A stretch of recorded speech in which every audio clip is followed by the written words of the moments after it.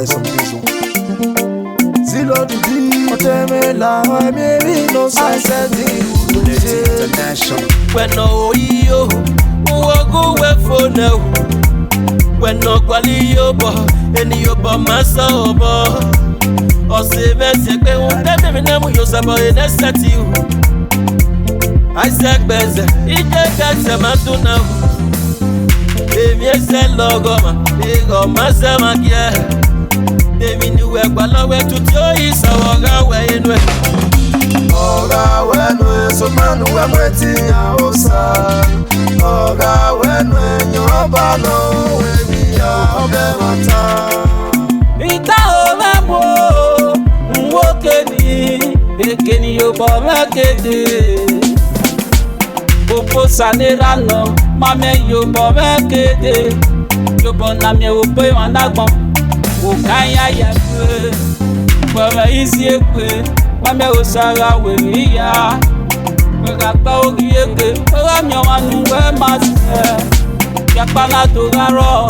Na wiye ki an pe pin yen wa. Ona pagari ezera. Owiye ki an pe pin yen wa o.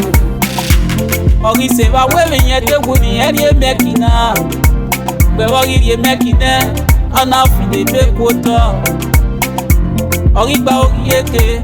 Ogi apade. Ogi anagi se va. Ona fi pe ba yo to. Ogwe savenera me.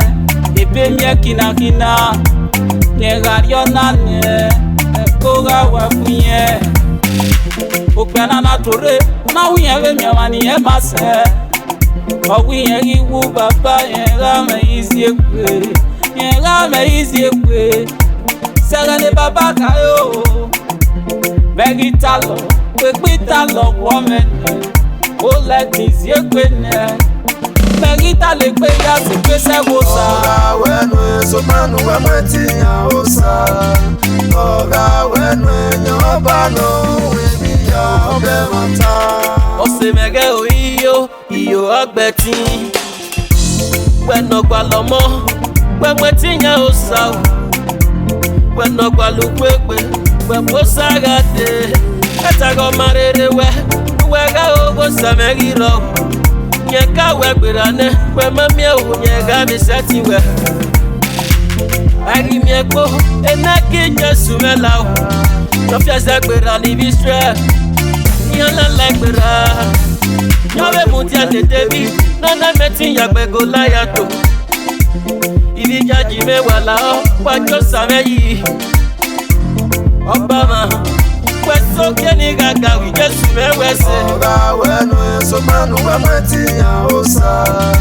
Oga wenwe nyoba no we biya obe mata.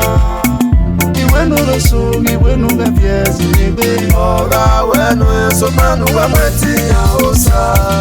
Oga wenwe nyoba no we biya obe mata. Okay now, Shineri Flex, Olex International, MP Music, everything blessed. Zilot on the beat.